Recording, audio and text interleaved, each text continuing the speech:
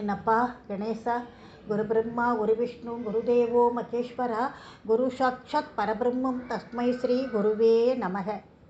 ஹர ஹர சங்கர ஜெய ஜெய சங்கர, ஹர ஹர சங்கர ஜெய ஜெய சங்கர. சங்கரா சம்போ மகாதேவா. மகாபெரிவாளை பற்றின கதை தான், ஸ்கிப் பண்ணாமல் பாருங்கோ, ரொம்ப நல்லா இருக்குது. எல்லாருக்கும் தெரிஞ்ச கதை தான் மோஸ்ட்லி. 1960ஆம் வருஷம் மகாபெரிவா க்ஷேத்திரம் பண்ணிட்டு இருந்த சமயத்தில் திருச்சிக்கு நேஷ்னல் ஹைஸ்கூலுக்கு வந்திருந்தார். கொஞ்ச நாள் தங்கினாருங்க. மகாபெரிவா வந்திருக்காங்க தெரிஞ்சு சுற்று வட்டாரத்தில் இருந்தவாளெல்லாம் ஏராளமான பக்தா ஆச்சாரியால தரிசனம் பண்ணிட்டு இருந்தா. பக்தா கூட்டம் ரொம்ப ஜாஸ்தி. அதனால் வருஷ நகரத்துக்கே ரொம்பவே நேரமாச்சு.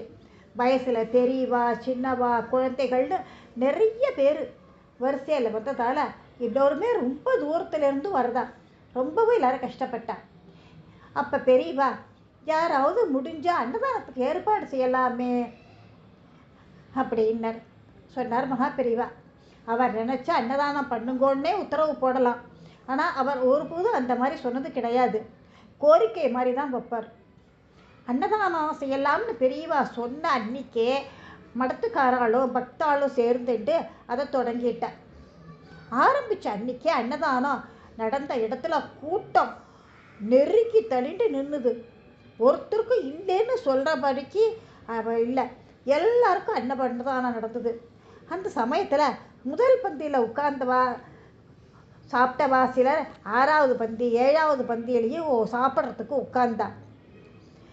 சிலர் என்ன பண்ணுவா, கடைசி பந்திக்கு மறுபடியும் வந்தா.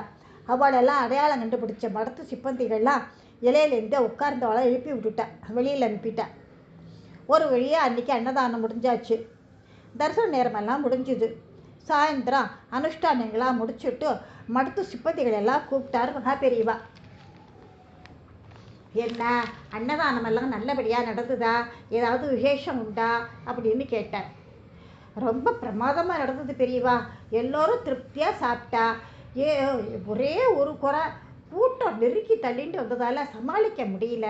அதனால் அன்னத்தை பொட்டலமாக கட்டி கொடுத்துடலாமோன்னு நினைக்கிறோம். நீங்கள் உத்தரவு கொடுத்தேன்னா அப்படியே செஞ்சுடலாம் அப்படின்னு சில மடத்து ஊழியர்கள்லாம் சொல்ல, எல்லாத்தையும் கேட்ட மகாபெரிவா, எல்லோருக்கும் வயிறு நிறைய திருப்தியாக போட்டதா சொல்கிறேன். அப்படி நிறைய திருப்தியாக சாப்பிட்டவா அப்புறம் ஏன் அடுத்த பந்திக்கு திரும்பி வரப்போகிறா? அன்னத்தால் மட்டும்தான் ஒருத்தரை பூரணமாக திருப்தி பண்ண முடியும். அதை ஒரு தடவை பண்ணியாச்சுன்னாக்கா அடுத்த வேலைக்குத்தான் பசிக்கும் மறுபடியும். ஆனால் அரைகுறையாக சாப்பிட்டா மறுபடியும் சாப்பிடான்னு தான் தோணும். தப்பை உங்கள் பேரில் வச்சுட்டு சாப்பிட வந்தவாளை இலையிலேருந்து எழுப்பி அனுப்புறது ரொம்ப பாவம் இல்லையோ? நடந்த எல்லாம் தனக்கு தெரியுங்கிற மாதிரி கேட்டார் பெரியவா. சர்வ வியாபியான ஈஸ்வரன் கிட்ட இருந்து எப்படி எதையும் மறைக்க முடியுமோ? முடியாது. அதே மாதிரி அந்த பரமேஸ்வரனுக்கு அம்சமான ஆச்சாரியருக்கு இருந்து எதையும் மறைக்க முடியலைங்கிறத உணர்ந்தது. அமையே தலை குளிஞ்சுண்டு நின்றுட்டு இருந்தா. அப்புறம் என்ன, பொட்டலமாக மடித்து கொடுத்துடலாம்னு சொல்கிறேன்.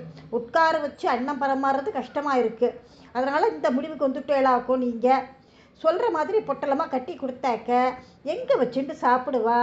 இலையை எங்கே போடுவா? குடிக்க ஜலம் எங்கே கிடைக்கும்? அதில் கையை அலம்பிக்கிறதுக்கு ஜலம், இதுக்கெல்லாம் எங்கே போவா? இதெல்லாம் யோசிச்சேளோ?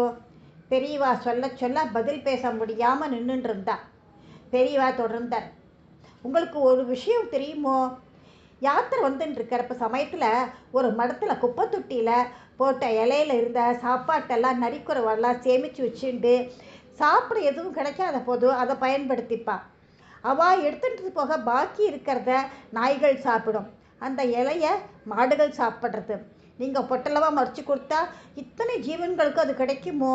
அதனால் உட்கார வச்சு திருப்தியாக அன்னம் பரிமாறுங்கோ, அதுதான் புண்ணியம் அப்படின்னு சொல்லி முடித்தார் பெரியவா.